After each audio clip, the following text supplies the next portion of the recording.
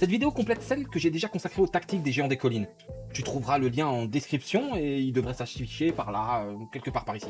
Dans la première vidéo, nous avons vu comment jouer le géant classique sans le réduire à un simple sac de points de vie. C'est une brute impulsive, peu intelligente, mais capable de comprendre ce qui lui fait mal et de modifier son comportement pour éviter de mourir. Aujourd'hui, nous allons nous intéresser à deux variantes qui changent beaucoup plus que juste quelques attaques. Le gosier de Growlantor. Le premier piège avec le gosier de Growlantor serait de le considérer comme un géant des collines simplement plus violent. Une sorte de version enragée. Mais ce n'est pas ça qui le distingue réellement. Le changement le plus important concerne sa capacité à prendre des décisions. Un géant des collines classique possède encore une intention. Le gosier, lui, a perdu presque toute cette stabilité. Sa faim a pris toute la place. Il ne cherche plus à accomplir un objectif construit. Il cherche à manger. Encore et encore. Tout ce qu'il perçoit peut devenir de la nourriture, que ce soit un ennemi ou un allié. Il ne fait pas de distinction morale ou tactique entre ses cibles. La seule question qui compte réellement pour lui est beaucoup plus simple. Qu'est-ce qui est comestible et suffisamment proche, là, maintenant? Cette idée doit guider toute son interprétation. Il est incontrôlable, même pour ceux qui l'utilisent. Le gosier de Growlantor n'est pas un soldat. Il n'est pas plus un gardien fiable. Et surtout, il n'est pas réellement allié à ceux qui le libèrent. Pour moi, il fonctionne particulièrement bien comme un géant devenu tellement dangereux que sa propre tribu a dû l'enfermer. Les autres géants lui apportent de la nourriture sans s'approcher. Et ils ne le libèrent qu'en dernier recours. Ils ouvrent alors sa prison, puis ils partent. Pas parce qu'ils lui ont donné un ordre, mais parce qu'ils espèrent que sa faim tombera d'abord sur leurs ennemis.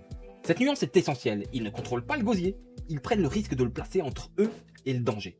Et s'ils restent trop près, ils peuvent devenir ses prochaines victimes. Cela donne immédiatement une autre lecture de la rencontre.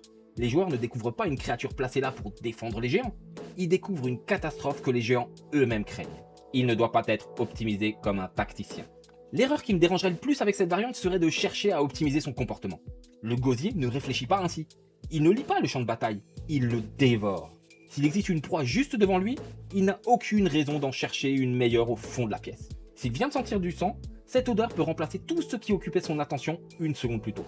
Et si l'une des créatures qui l'ont libéré se trouve plus près que les aventuriers, elle devient sa cible, même si cela détruit complètement le plan de ses prétendus alliés. C'est justement ce qui rend le gosier intéressant. La rencontre contient un monstre très dangereux, mais personne ne maîtrise la direction de cette violence. Pas même le MJ. Le rôle du MJ n'est pas de trouver comment le gosier pourrait gagner le combat. Il consiste à se demander où sa fin l'entraîne-t-elle maintenant. Ne joue pas son aléatoire comme une table de résultats. Le comportement du gosier comporte une part d'aléatoire, très clairement. Mais je ne pense pas qu'il faille présenter cet aléatoire comme son identité principale. Le plus important n'est pas qu'il agisse au hasard. Le plus important, c'est qu'il agisse selon une fin impossible à satisfaire. Ces changements de comportement doivent donc toujours revenir à cette obsession. Il frappe plusieurs créatures autour de lui, ce n'est pas parce qu'il a obtenu un résultat particulier sur une table, c'est parce qu'il est entouré de mouvements, d'odeurs et de proies potentielles qui n'arrivent plus à départager. Il s'acharne soudainement sur une seule cible, c'est parce que cette cible occupe toute son attention à cet instant. Il se mord, se frappe ou reste à un moment désorienté lorsqu'il ne trouve rien à atteindre, c'est parce que la faim continue à le dévorer alors que rien ne se trouve à sa portée. La mécanique peut être aléatoire, l'interprétation, elle, doit rester cohérente. Le gosier n'est pas imprévisible parce qu'il n'a aucune logique, il est imprévisible parce que sa seule logique est dominée par une pulsion qui change de cible en permanence. Sa cible est la nourriture la plus accessible. Face à un adversaire classique, les joueurs peuvent essayer de comprendre qui constitue la principale menace. Face au gosier, cette lecture fonctionne vachement moins bien. Il crée un danger particulier pour tous ceux qui se trouvent près de lui. Il ne protège pas ceux qui l'ont libéré. Il ne leur accorde aucune priorité particulière. Pour lui, leur chair ne devient pas moins comestible simplement parce qu'ils appartiennent à la même tribu. Cette idée doit également apparaître dans le comportement de ses alliés. Ils ne restent pas à côté de lui. Ils cherchent encore moins à profiter calmement de ses attaques. Ils s'éloignent rapidement, ou ils l'attachent de manière à ce qu'ils ne puissent atteindre qu'une zone précise. Leur peur apprend aux joueurs comment la créature fonctionne. L'utiliser comme gardien demande une véritable contrainte. Le gosier peut également être utilisé comme gardien, mais certainement pas comme un garde qui comprend ce qu'il doit protéger. Il ne reste pas devant une porte parce qu'on lui a confié une mission. Il reste devant cette porte parce qu'on l'empêche d'aller ailleurs. Dans le repère d'un grand antagoniste, il peut donc surveiller une zone importante, à condition que cette surveillance repose sur une impossibilité physique de quitter son poste. Cette contrainte doit être visible. Elle rappelle que personne ne lui fait confiance. Et elle donne également du contre-jeu. Les personnages peuvent chercher à rester hors de son rayon d'action, ou même penser à le libérer. en sachant que la conséquence risque d'être bien pire que le gardien lui-même. Parce qu'une fois détaché, le gosier ne devient pas leur allié, il devient le problème de tout le monde. Son principal contre-jeu, guider la faim. Le gosier ne doit pas être facile à contrôler, mais sa faim doit rester exploitable. C'est son principal contre-jeu. Les joueurs peuvent lui offrir une source de nourriture plus proche. Ce ne sont pas des ordres. Il ne les prendrait de toute manière pas en compte. Ce sont des tentatives pour orienter son prochain mouvement. Et cette distinction est très importante. Un morceau de viande ne permet pas de lui dicter précisément son comportement. Il peut s'y intéresser, puis remarquer autre chose. Il peut dévorer ce qu'on lui donne, puis revenir immédiatement à la charge vers les personnages. Ou suivre la nourriture dans une direction qui provoque une nouvelle catastrophe. Les joueurs ne maîtrisent jamais la situation. Ils gagnent simplement une possibilité de détourner la menace. Et cette possibilité devient particulièrement intéressante lorsqu'ils retournent le gosier contre ceux qui l'ont libéré. Si les alliés du monstre sont plus proches, ou s'ils se trouvent sur son chemin, ils peuvent être dévorés avant même que le gosier n'atteigne les aventuriers. La créature devient alors une arme à double tranchant dans le sens le plus littéral possible. Sa morsure nourrit réellement la catastrophe. La morsure du gosier ne se contente pas de faire mal, elle lui permet de récupérer des points de vie. Cela signifie que chaque créature vulnérable à proximité peut prolonger la rencontre. Le terrain ne contient donc plus seulement des cibles, il contient des réserves potentielles pour le monstre. Le MJ doit rendre cet effet immédiatement visible. Le gosier mord, sa mâchoire se referme, puis ses blessures commencent à se résorber. Les joueurs comprennent alors que le laisser atteindre les cibles les plus faciles ne met pas seulement ses victimes en danger, cela annule également une partie des efforts du groupe. Son grotesque doit rester inquiétant. Le gosier peut produire des comportements absurdes. Il peut frapper tout ce qui l'entoure, changer brutalement de cible, s'en prendre à ceux qui l'ont libéré ou s'agiter contre ses propres chaînes jusqu'à se blesser. Mais cette absurdité ne doit jamais le transformer en gag. Il reste un géant des collines affamé, au point d'avoir perdu presque toute maîtrise. Son comportement peut être grotesque, les conséquences qui en découlent doivent rester terrifiantes. Le grotesque fonctionne lorsqu'il souligne son absence de contrôle, pas lorsqu'il diminue la menace. Quand employer le gosier de Gros Lentor. Le gosier fonctionne mieux comme une rupture. Il ne devrait pas remplacer systématiquement un géant des collines classique. Il doit signaler que quelque chose s'est profondément dégradé. Il peut couvrir la fuite d'une tribu, ou être retenu dans une zone importante d'un repère. Il peut aussi servir de menace que deux factions essayent de détourner l'une vers l'autre. Ou encore devenir une catastrophe involontaire lorsque ses chaînes cèdent. Dans tous les cas, sa valeur ne vient pas simplement de sa puissance. Elle vient du fait que sa présence rend les alliances et les positions beaucoup moins fiables. Personne ne sait avec certitude qui il va dévorer ensuite. Si cette vidéo t'aide à varier tes monstres sans perdre leur identité, pense à t'abonner et à nous laisser un petit like. Ça fait toujours plaisir. Et dis-moi en commentaire, quel monstre tu veux que je décortique dans mes prochaines vidéos? Le géant des collines magicien. Le géant magicien produit une transformation totalement différente. Lui gagne un peu en capacité de décision. Mais il faut faire très attention à la manière de comprendre cette intelligence. Ce n'est pas un archimage, pas plus un stratège militaire. Il reste impulsif, gourmand, colérique et largement inférieur sur le plan intellectuel à de nombreuses créatures plus cultivées. La différence, c'est qu'il sait utiliser quelques outils magiques. Il ne comprend peut-être pas toutes leurs théories, mais il a appris que certains gestes produisent certains effets. Il sait qu'un mot peut immobiliser quelqu'un, qu'un autre peut le protéger, qu'une courte disparition peut lui permettre de réapparaître ailleurs. Il possède donc davantage de réponses qu'un géant ordinaire. Pas nécessairement davantage de sagesse. Sa magie doit rester impulsive. Le géant magicien ne doit pas utiliser ses sorts comme un joueur qui cherche à optimiser parfaitement son tour. Il ne prépare pas une séquence idéale plusieurs rounds à l'avance. Il ne dépense pas toujours ses ressources de la meilleure manière. Sa magie répond d'abord à ses frustrations. Cette logique permet de conserver son identité. Le géant ne devient pas soudainement froid et méthodique. Il reste une brute qui possède désormais quelques solutions plus précises. Il ne cherche pas toujours le meilleur sort. Il utilise celui dont il se souvient au moment où quelque chose l'énerve. Il exprime mieux sa saveur au milieu d'un groupe. Le géant magicien peut fonctionner seul. Oui. Mais je pense qu'il révèle beaucoup mieux sa différence lorsqu'il se trouve avec d'autres géants des collines. Dans un groupe, il est probablement le plus intelligent, ce qui ne signifie pas qu'il soit particulièrement brillant, seulement qu'il comprend légèrement mieux les conséquences de certaines actions. Il peut reconnaître qu'une cible mobile doit être immobilisée, qu'un passage est trop bien défendu, ou qu'un groupe de personnages réunis représente une excellente occasion de lancer des flammes. Les autres géants n'ont pas besoin de comprendre sa magie, ils ont simplement appris quelques associations. Quand le magicien immobilise quelqu'un, il frappe la cible immobile.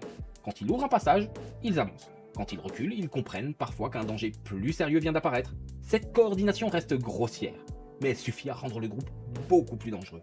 Le magicien ne devient pas nécessairement leur grand général, il devient celui qui offre à leur force brute des occasions qu'il n'aurait jamais pu créer seul. Main brûlante change le réflexe le plus naturel des joueurs. Parmi ses capacités, Main brûlante est probablement celle qui transforme le plus directement la rencontre. Face à un géant des collines classique, les joueurs ont souvent intérêt à se rapprocher. Le géant est très dangereux à distance avec ses rochers, et une fois au contact, plusieurs personnages peuvent chercher à l'encercler pour améliorer leurs attaques. Cette réponse devient beaucoup moins sûre face aux magiciens. Lorsque le groupe se resserre, il possède une manière immédiate de toucher plusieurs personnages à la fois. Cette capacité crée du contre-jeu au MJ. Pas au sens où elle permet de punir gratuitement les joueurs, mais parce qu'elle répond à une habitude très logique. Alors, le groupe doit réfléchir à son placement. Mais la menace ne doit pas être complètement invisible. Le géant peut faire apparaître des flammes instables autour de ses doigts, ou n'importe quoi qui mettrait les personnages sur la voie. Main brûlante ne rend donc pas simplement le géant plus létal, elle oblige les personnages à abandonner une réponse qu'ils pensaient évidente. Il ne faut pas oublier sa massue.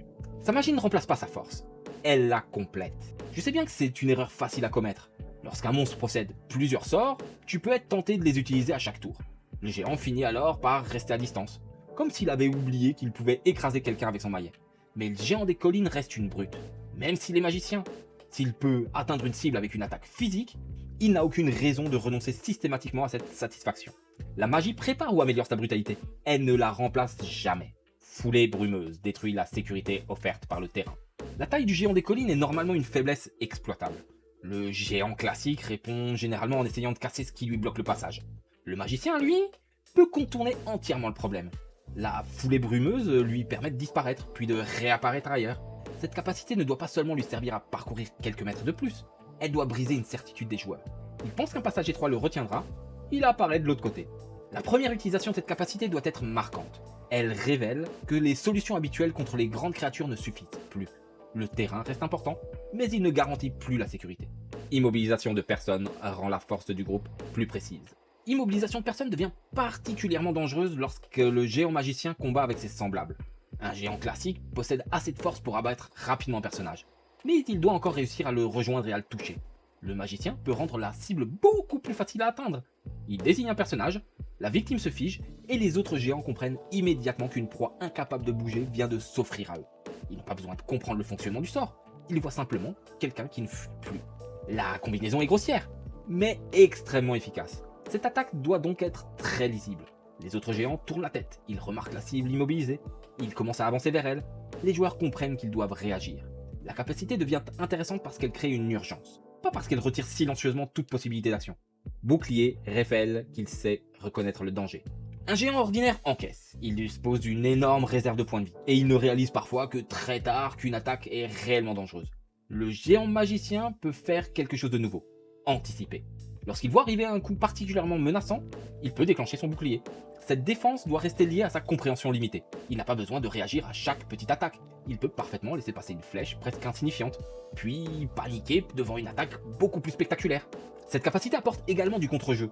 Une fois la réaction utilisée, le groupe sait que le géant ne pourra pas se protéger de la même manière immédiatement. Les personnages peuvent provoquer sa défense avec une première attaque, puis utiliser leurs véritables ressources. Le sort ne doit donc pas simplement annuler une réussite, il doit devenir une information que les joueurs apprennent à exploiter. Projectile magique répond à la frustration du géant. Le projectile magique, quant à lui, donne une attaque particulièrement fiable. Il peut atteindre une cible que ses rochers manquent continuellement. Mais encore une fois, le géant ne choisit pas nécessairement cette cible parce qu'il comprend parfaitement son rôle.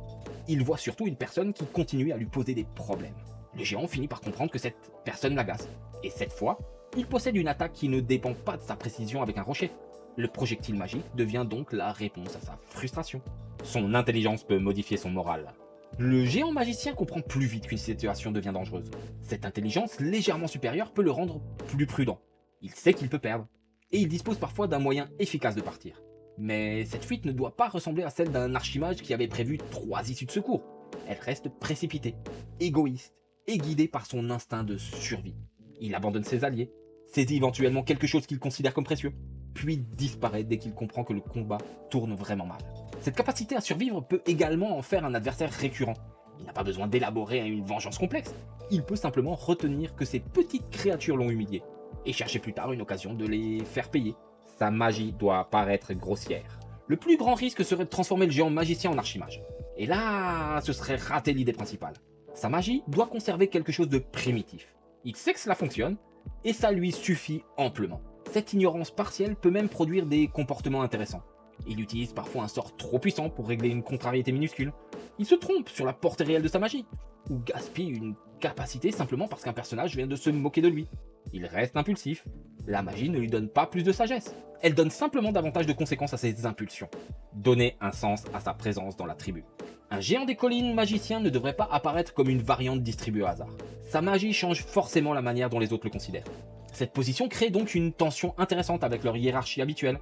Normalement, le plus gros commande. Mais que se passe-t-il lorsque le géant le plus massif peut être paralysé par quelqu'un de plus petit? Le magicien n'a pas besoin de devenir le chef officiel. Il peut conseiller le chef, le manipuler, ou imposer certaines décisions simplement parce que personne ne veut subir ses pouvoirs. Sa présence ne transforme donc pas uniquement le combat, elle peut également modifier tout l'équilibre de la tribu. Comme tu as pu le voir, ces deux variantes partent du même géant, mais elles changent complètement ce que les joueurs doivent affronter. Ce qui est intéressant avec ces variantes, c'est qu'elles ne remplacent pas simplement une attaque par une autre, elles changent la manière dont les joueurs doivent comprendre la rencontre.